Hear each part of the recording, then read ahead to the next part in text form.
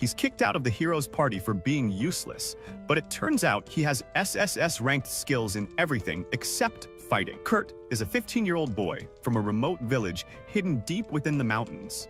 A place so isolated that no one has ever heard of it. Ever since childhood, he dreamt of becoming an adventurer. So, with hope in his heart, he traveled to the city and somehow managed to join an S-rank adventurer party. However, he was accepted only as their errand boy. While the other members of the party battled powerful monsters, Kurt was so weak that he would get knocked out before the fight even began. Despite this, he took great pride in being part of a party that the world hailed as heroes. That pride shattered one day when the party members told him he was fired. Kurt was stunned to hear the news and asked what he had done wrong. The party leader coldly replied that Kurt hadn't done anything, and that was the problem. According to the laws of the world, an adventurer party can only have 4 members. They needed to make room for a high-ranking mage who could actually contribute. Kurt begged to stay, but instead of compassion, he was kicked in the stomach and knocked unconscious. When he came to, he realized he was now living the cliché story of the loser thrown out of the hero's party. But instead of wallowing in misery, Kurt picked himself up and headed to the next city. He visited a temp agency to look for work.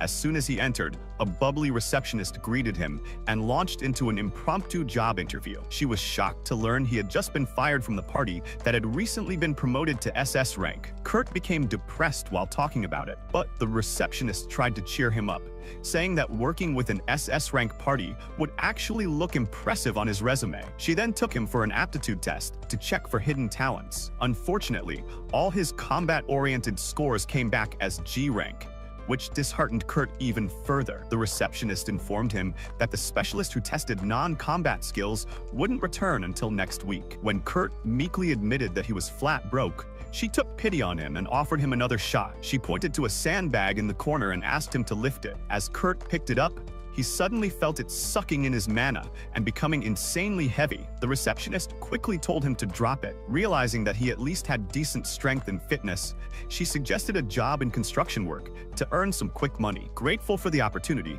Kurt accepted. At the construction site, a grumpy foreman glanced at Kurt's resume, then skeptically looked him up and down, clearly unimpressed by Kurt's slim and unimposing frame. But due to a severe staff shortage, the foreman reluctantly hired him. He told Kurt to mix cement and help repair the city walls, and warned him that if he couldn't use up half a barrel of cement in 3 hours, he'd be fired. Without waiting for questions, the man walked off. Kurt recalled the construction methods used in his village and decided to enhance the cement using magic to make it stronger. 3 hours later, when the foreman returned, he was stunned. Kurt had already plastered 30% of the wall and used up all of the cement. Mistaking the foreman's shock for anger, Kurt quickly apologized, but the foreman instead praised his work, told him to continue for as long as he wanted, and handed over his entire purse as payment, promising to send the remaining wages to the temp agency within 3 days. Kurt continued to work at superhuman speed and single-handedly plastered half the city wall. This caused panic among the other workers who feared they'd be out of a job. The foreman approached Kurt and told him not to come back the next day, not because he was fired, but because there wouldn't be any work left for the others who desperately needed the money. He paid Kurt the remaining amount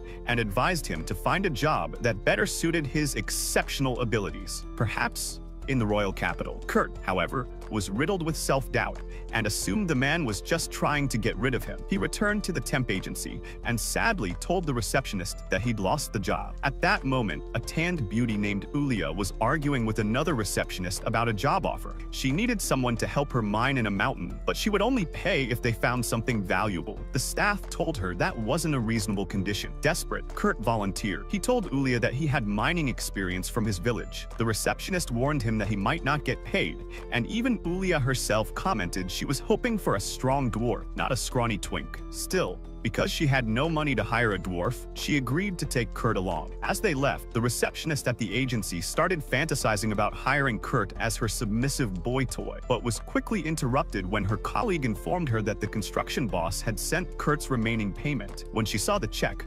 200 gold coins, she was stunned and tripped over the sandbags. Her colleague helped her up and casually mentioned that the sandbags were special magical devices used to measure mana capacity. They only react to people on the level of royal mages. She tried lifting them herself, but nothing happened. This left her wondering just how powerful Kurt really was. Meanwhile, Ulia brought Kurt to her base on the mountain and informed him that they'd be sharing the same tent for the night. Kurt got flustered, worried he wouldn't be able to control himself around such a cute girl. Ulia, overhearing him call her cute, lost her composure. He was the first guy to ever say that to her. After teasing him for trying to sweet-talk her, she gave him dinner, a single boiled potato. To Kurt, it was delicious. It had been a long time since someone else had cooked for him. That night, while sleeping in the same tent, Kurt became aroused seeing Ulia lying defenselessly. Being a gentleman and admittedly a bit of a coward, he went outside to calm down and ended up falling asleep outside. Unbeknownst to him, Ulia had been testing him to see if he was better than a bear. His gentlemanly behavior and innocent charm sparked something in her. The next morning, Ulia found Kurt sleeping outside and noticed that he had repaired her coat during the night. Impressed by his craftsmanship, she woke him up and got straight to business. She explained that they needed to earn 10 gold coins by the end of the week, but she had no clue how to find anything valuable in the mountain. Fortunately, Kurt did. Using his knowledge, he quickly located a rock containing crystals worth at least 3 gold coins. Ulia was in disbelief. In just a couple of hours, Kurt had gathered a large number of crystals. However, he pointed out that due to their small size, they wouldn't fetch a high price. That's when he decided to convert them into magic crystals. Ulia was shocked. Craftsmen who could perform that process were incredibly rare. Before she could even question him, Kurt had already crafted one. She was even more stunned when she found out it usually takes an hour to make even a small magic crystal. Kurt, on the other hand, didn't realize that. He simply wondered how other craftsmen could focus their magic for so long without getting tired. Ulia realized Kurt's perception of reality was completely different, but let him continue. Afterward, she decided to take the crystals into the city while Kurt stayed behind to explore the mountain further. Ulia visited the night station and presented the crystals. When asked for the documents of origin, she showed a pendant that signified she worked directly for the royal family. The knights were shocked and immediately allowed her to use the teleportation device to travel to the royal capital, unaware that Ulia no longer held that official position. Upon arriving, Ulia went to her friend Mimiko to sell the crystals. Initially, Mimiko said they weren't worth much since they didn't glow, but after inspecting one closely, she changed her tune and offered 10 gold coins for a single crystal. Ulia was stunned. Mimiko explained that the crystals didn't glow because they weren't leaking mana.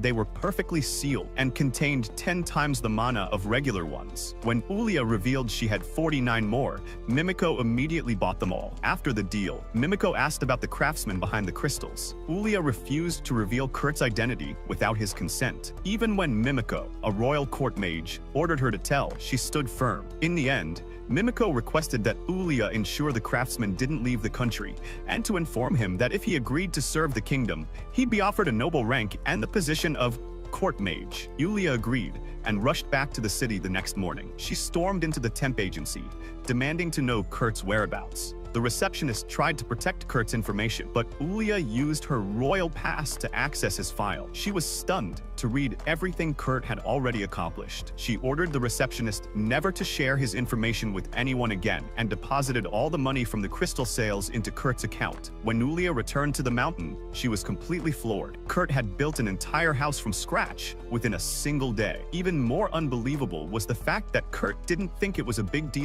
In this world, people gain unique abilities by eating the fruit of the skill tree. These abilities range from becoming a powerful firebender to a legendary sword saint. However, for Light, his skill was far less impressive. He became a nutting master. The day of the skill ceremony was one of excitement and hope. Light and his childhood friend, Lena, walked together to the church, eagerly discussing their potential skills. Light had always dreamed of being an adventurer, so any combat-oriented skill would do. Lena, on the other hand, didn't care what skill she received, as long as she could stay by Light's side. Despite her nervousness, Light reassured her that they would both gain incredible skills. At the church, the Holy Sister explained the rules of the skill fruits. Eating a fruit would grant a skill tied to a specific profession, ensuring a secure job without the burden of student loans. However, there was a strict, immutable rule. No one could eat more than one skill fruit. Consuming a second would result. The anime begins in Japan, with an orphan boy named Kazuya, who was on his way to a convenience store to get a meal for himself when he saw a thug about to attack 2 girls. Without hesitation, he jumped in to save them, and in the process, he got stabbed by the thug and died. At least, before his final breath, he was happy knowing he saved the 2 girls behind him.